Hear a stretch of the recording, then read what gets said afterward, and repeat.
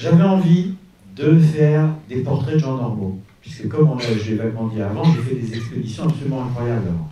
J'ai plongé en sous-marin à 5000 mètres avec le sous-marin d'Ifremer, je suis descendu dans des gouffres de glace au Groenland, j'ai dormi dans un volcan, on est allé chercher de la lave, un volcan d'activité au Congo, j'ai fait plusieurs expéditions avec le radeau des Cimes qui dépose une plateforme sur la forêt de 600 mètres carrés, c'est indirigeable, et après les gens étudient la forêt, les scientifiques, j'ai fait, je sais plus, des expéditions d'archéologie, enfin bref, des trucs vraiment qui étaient exceptionnels.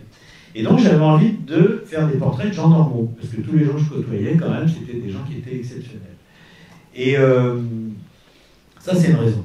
Il y avait aussi que je voulais retrouver ma liberté, ça je l'ai dit. Il y avait aussi que mes parents, qui étaient peintres tous les deux, et qui sont des gens, enfin il y en a la moitié qui est mort, mais l'autre moitié, qui étaient des gens qui étaient vraiment exceptionnels.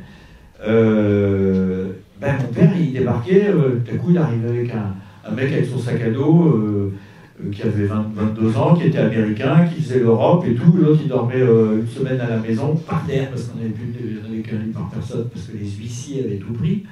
Parce que mon père, c'était pas un homme d'affaires. Et il était peintre. Donc il a monté une agence de pub et il a fait faillite très vite. Très très vite. Et puis il y a aussi le fait que j'avais été ingénieur du son, caméraman, réalisateur, présentateur. Je me disais, tiens, je pourrais faire un truc tout seul. Enfin bref, toutes ces choses-là m'ont donné cette idée de... Puis aussi, quand je me baladais en voiture, je me disais, tu sais, t'es allé à l'autre bout de la Terre pour faire un documentaire sur les singes ou je sais pas quoi, parce que j'en ai fait plein. Tu passes et tu vois un joli petit village sur le bord de la route. Je me dis, putain, mais j'ai envie de m'arrêter, moi. J'ai envie de m'arrêter et puis de passer quelques jours. Et si tu peux pas, parce que tu es avec une équipe, tu tournes, tu travailles, c'est pas toi le chef en plus, de toute façon, tu n'es pas venu pour ça. Et donc, toutes ces raisons-là ont fait que je me suis dit, tiens, si j'essayais de faire un truc. Et puis, il y avait le défi technique aussi. Parce que moi, je n'ai pas fait d'études, mais je suis très technique. J'aime beaucoup... alors, c'est pas moi qui ai fabriqué les caméras, mais j'ai cherché comment pouvoir filmer en ayant les mains libres, les yeux disponibles, et en filmant. Je ne sais pas si tu vois, regarde, aux États-Unis, j'ai traversé les États-Unis, j'avais mon sac à dos sur un petit truc à roulettes, comme ça, j'avais mon harnais tout le bordel, et la caméra en bandoulière. Un mec s'arrête, je faisais vraiment du stop, hein, c'était pas pour faire une séquence. Stop. Ah, attention, vous avez vu. Et donc, un mec s'arrêtait, j'étais prêt à le filmer sous 3 axes, avec 3 caméras. Donc c'était quand même très optimisé tout ça. Il y a des gens qui me disent parfois, ouais, tu remplaces une équipe de tournage. Pas du tout. Je remplace un quart régie. 3 caméras, c'est pas une équipe de tournage. Bref.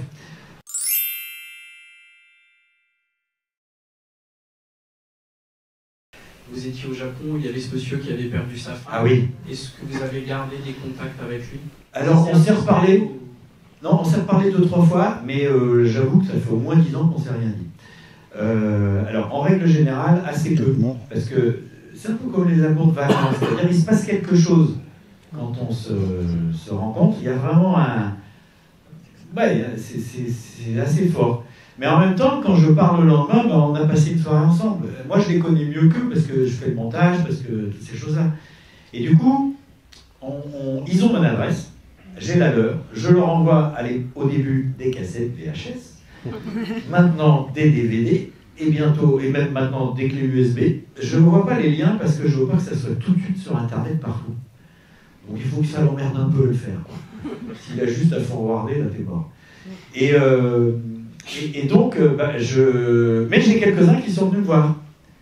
Et il y en a une, c'est l'Espagne, et vous verrez d'ailleurs que pour ceux qui ont vu l'Espagne, je me suis fait attaquer sauvagement par un animal domestique. Ah oui, j'ai vu. Et le mec est venu me voir à Paris. Bon, on ne s'est pas vu longtemps, mais il est passé me voir. Et il y a une Chinoise aussi qui était venue, elle avait passé avec une copine, elles sont passées 3 à 4 jours à la maison, je leur ai fait visiter la vie, tous ces trucs-là. Non, mais il y a quelques personnes qui sont venues voir, il y a un mec de Zanzibar aussi, une fois qui est venu. Puis c'est marrant parce que c'est les gens qui t'appellent, puis qui disent « Ah bah viens vous faire une fête !» Tu vois, des trucs comme ça, c'est bien, c'est sympa.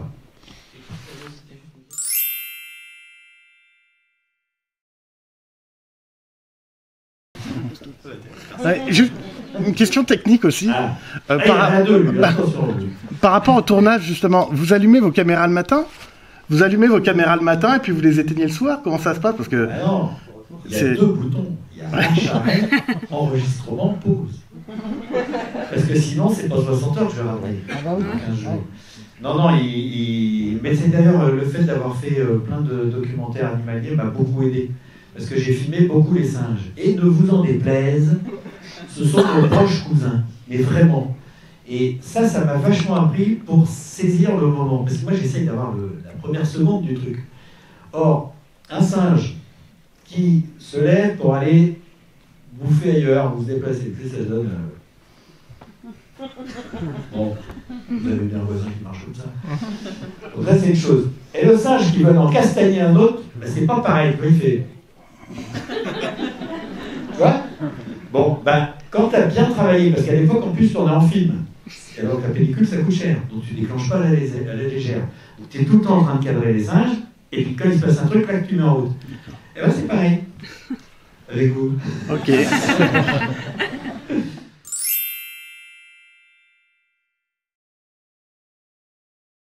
Appris, par exemple, comment aborder les gens d'une certaine manière. Ah ben j'ai progressé. Voilà, dans les premiers épisodes, il y a beaucoup plus de boulettes. Hein. Ben oui, parce que maintenant, je demande rarement à quelqu'un d'aller chez lui ou même de simplement d'essayer d'établir le contact. Souvent, je sens que c'est pas la peine. Alors parfois, non mais tiens, je vous raconte un autre truc après. Et parfois, quand il y a, je sais plus ce que je veux raconter, je vous raconter en France, je me rappelle une fois, c'était le 4e épisode de France.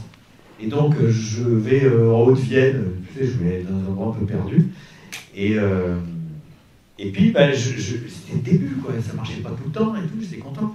Et il y a quelqu'un qui, je lui dis, je peux venir chez vous? Et le gars, il me dit oui. Et donc, je me dis, putain, ça démarre bien et tout. Puis on passe un peu de temps ensemble, et puis je me rends compte que je m'emmerde. Il n'est pas drôle du tout. Il veut bien que je vienne chez lui, mais je sens tout de suite que ça va pas être marrant. Tu vois, ça va être le genre de mec, parce que maintenant j'ai de l'expérience, ça va être le genre de mec, tu arrives chez lui, puis il te dit, bon, qu'est-ce que vous voulez que je fasse maintenant? Tu vois, quand ça démarre comme ça, c'est un peu dur, quoi. Tu as envie que la mayonnaise prenne, que tout le monde soit content. Alors que là, ça allait être un peu ça. Donc je sais plus ce que j'ai inventé comme bobard, pour lui dire que je ne pouvais pas venir, parce que j'allais perdre une soirée, et j'allais m'ennuyer, quoi. Je sentais qu'il était super gentil, mais il était très gentil, et c'est pas toujours drôle les gens très gentils, c'est pas trop gentil. Et d'ailleurs c'est pour ça, tiens, je reviens au truc du début que j'ai pas dit, parce que je l'avais oublié, puis que maintenant c'est pas revenu, c'est que quand parfois je demande à quelqu'un, et je sais qu'il va me dire non, parce que ça, je sais que ça va être drôle, parce que je le sens bien. Je sens qu'il... Parce que, vous remarquez quand même un truc, je ne profite pas des gens qui sont mal à l'aise. Mais par contre, si je peux emmerder ceux qui sont solides, comme ça, un peu, je rigole.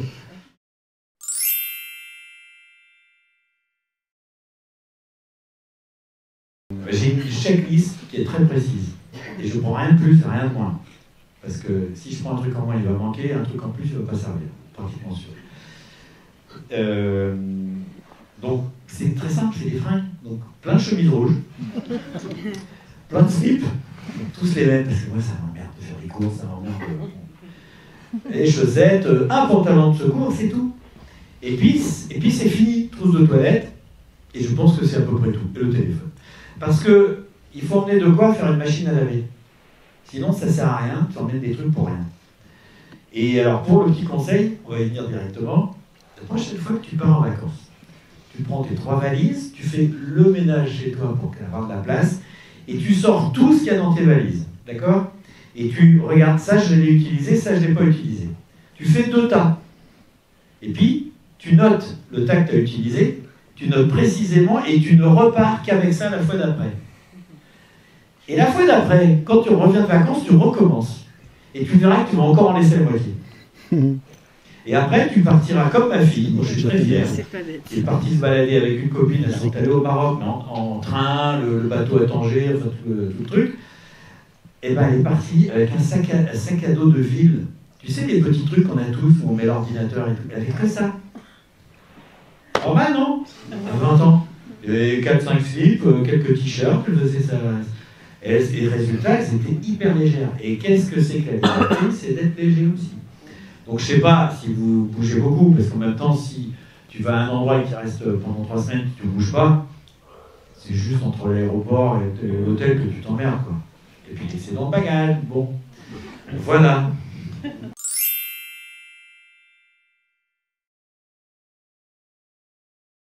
Il faut d'abord se rendre compte d'une chose, c'est qu'il y a plein de gens qui s'en foutent. Ça, il ne faut quand même pas oublier. Mais le droit à l'image, en fait, moi, ce que je fais, c'est que je filme et j'explique le plus tard possible que c'est pour la télé. Parce que sinon, tu casses l'authenticité de la rencontre. Si tu arrives en disant « Bonjour, je travaille à la télé, je vous filme, etc. », cette émission ne peut pas exister. Elle n'aura jamais cette saveur. Alors, moi, je demande aux gens, c'est rare qu'ils disent non, mais il y a une technique, il y a une manière de faire. Un mec, si tu l'attaques direct et tu lui demandes, il y a beaucoup de chances qu'ils disent non. Parce que c'est pas ce que tu veux faire. Mais si tu lui demandes, au bout d'un moment où on est devenu pote, là, il te dit oui. Et d'ailleurs, moi, je fais signer les papiers. Alors, pas à tout le monde, parce que Méchaki, par exemple, ça sert à rien de lui faire signer un papier. Il sait pas lire, il sait peut-être même pas écrire, donc, mais en plus, il s'en fout. Hein? Mais dans quelle langue, du coup, c'est avant? Ah bah, elle est dans la langue du pays. Bon, là, je crois que la Tanzanie, je ne vais pas m'avancer, mais je crois que la langue officielle, il y en a avoir 2 dans l'anglais. Hein. Mais, c'est-à-dire, ça n'a pas de sens. Et donc, parfois, il y a des gens qui m'ont dit non. Mais sans déconner, c'est rare, parce que quand tu arrives, tu es bienveillant, il n'y a pas de raison de te dire non. En fait, les gens, la plupart des gens, ils n'ont pas envie qu'on dise du mal d'eux ou que des choses comme ça. Là où je ne respecte pas ça, il y a plein de raisons qui font que je ne respecte pas ça, parce que c'est pas une science exacte. Tu sais, entre tout faire de manière procédurière et faire tout à la coyote, il y a plein de barrières. Mais quand tu as un mec, par exemple, qui t'agresse, comme ça m'arrive dans le bar en Allemagne, oui, je suis rentré dans le bar, oui, je n'ai pas demandé si je pouvais filmer, mais il aurait pu me dire de sortir. Oui, il préfère mettre son écharpe sur ma petite caméra qui est là, me tordre le bras et me dire « c'est allemand, je ne sais pas faire. Problème ?» Non, pas de problème. « Caméra ?» Oui, c'est vrai, je reconnais. Et donc, et qui me tord le bras, et moi je vais vers la porte, parce que je pense que c'est le meilleur endroit où il faut aller, et qui casse la tige, et ben je garde la séquence, parce que c'est quand même très intéressant de voir ça. Le seul truc, c'est qu'au lieu de les flouter, j'aurais mis des smileys. Donc au début, c'est smileys jaunes avec le grand sourire, puis après ils sont tout rouges avec des dents, mais voilà, mais c'est vrai qu'il y a certainement des fois où je n'ai pas respecté à la lettre le droit à l'image, c'est vrai. Mais tu sais, la vie, c'est pas une science exacte. Ici. Ça m'intriguait, parce que je sais pas si c'est le fait que tu as été journaliste de guerre. Tu continues de tourner pendant que ça tire, quoi. Bah évidemment. Sinon, on va dire il est mort pour rien, c'est quoi. Non, oui.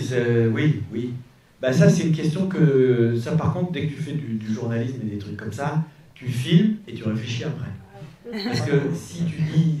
C'est quand même très décevant de rentrer en disant « Putain, j'aurais quand même dû filmer. » Parce que là, il n'y a rien à faire. Donc il faut toujours tourner. Après, il ne faut pas toujours montrer. Voilà.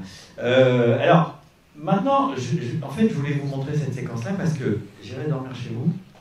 Là, c'est plein de surprises. Et évidemment, dans des situations comme ça, ou d'autres d'ailleurs qui vont se dérouler un peu moins rapide, parce que là c'était tendu. Bon, on n'aura pas le temps, je ne pourrais pas vous montrer d'autres trucs, mais ce qu'il faut savoir, c'est que parfois, c'est simplement un mec, tu ne sais pas très bien sur qui t'es tombé. Tu vois ? Alors, tu te demandes si tu restes dormir chez lui ou si tu restes pas.